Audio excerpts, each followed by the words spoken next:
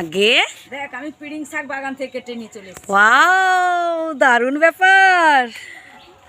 বন্ধুরা দেখুন, পিড়িং শাক বানিয়ে এসছেন, তাও আবার বাগানের সব দেখুন পিড়িং দেখুন শাক যে হয়েছিল না, এই যে ফ্রেশ টাটকা টাটকা একেবারে পিড়িং শাক, দারুণ কিন্তু খেতে। হ্যাঁ পিড়িং শাক খুব টেস্টি। হ্যাঁ, পিড়িং শাক এত সুন্দর লাগে খেতে না, খুব সুন্দর লাগে। আর তাছাড়া যে কোনো শাকেরই উপকারিতা রয়েছে, যে কোনো শাকেরই। হ্যাঁ হ্যাঁ একদম, সবাই পড়েছি জানি। আচ্ছা, তো তাহলে হচ্ছে এটা কি রান্না হবে মা? এই শাকের কি করবে? শাকের চচ্চড়ি বানাবো। পিড়িং শাকের চচ্চড়ি হবে? ওই যে খামালু এনেছিলাম, আচ্ছা আচ্ছা, বেগুন খামালু এবং সিম টিম দিয়ে ভালো করে চচ্চড়ি বানাবো। দারুণ কিন্তু। আবার আমি পেঁপে দিয়ে দিব, গাছে যে পেঁপে। তো বন্ধুরা শেষ পর্যন্ত দেখতে থাকো। সেদিকে কোথায় গিয়েছিল গো? কলা পাতা একটা নিয়ে এলাম। ভালো করেছো, বসে যা বসে যা, সবজিগুলো বানিয়ে নাও। গ্রামের দিকে বন্ধুরা কলা গাছ প্রত্যেকের ঘরে। হ্যাঁ, ইচ্ছে হলো কলা পাতা একটা তুলে নিয়ে চলে এলাম, ব্যাস। বানিয়ে নিয়েছি জানিস তো। ভালো করেছো। হ্যাঁ, শাকগুলো এইভাবে বানিয়ে লাগে না, ভর্তাটা বানাইনি, এটা নরম না, সেই জন্য এরপর আমি শাকগুলো কেটে নেব। একসাথে সবগুলো নিয়ে কাটা হবে নাকি? সবগুলো এই পাতাতে রাখলাম।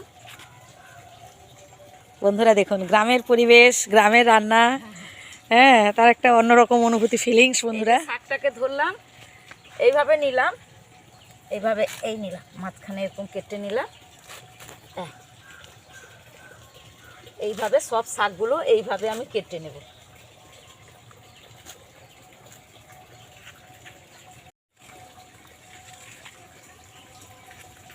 এরপর আমি বেগুন নিলাম, এই বেগুনটাকে এইভাবে কাটলাম।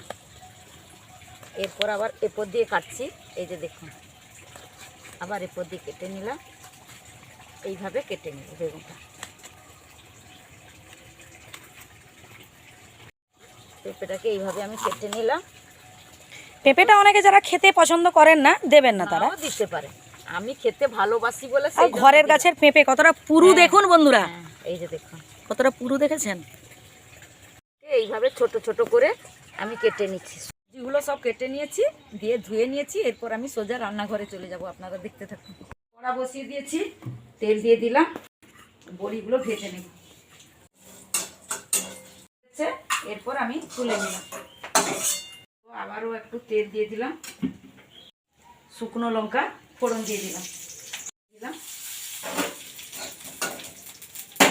তেজপাতা দিয়ে দিলাম। এরপর পেঁয়াজ কুচি এবং রসুন কুচি দিয়ে দিলাম।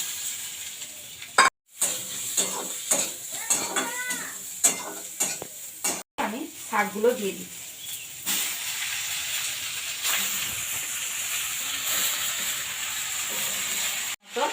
লবণ দিয়ে দিলাম, কিছুক্ষণের জন্য।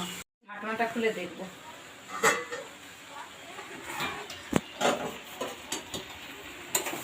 এরপর একটু উল্টে দিচ্ছি।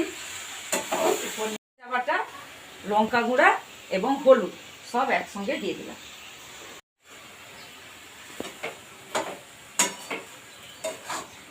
চচ্চড়ি বানানো হয়ে গেছে।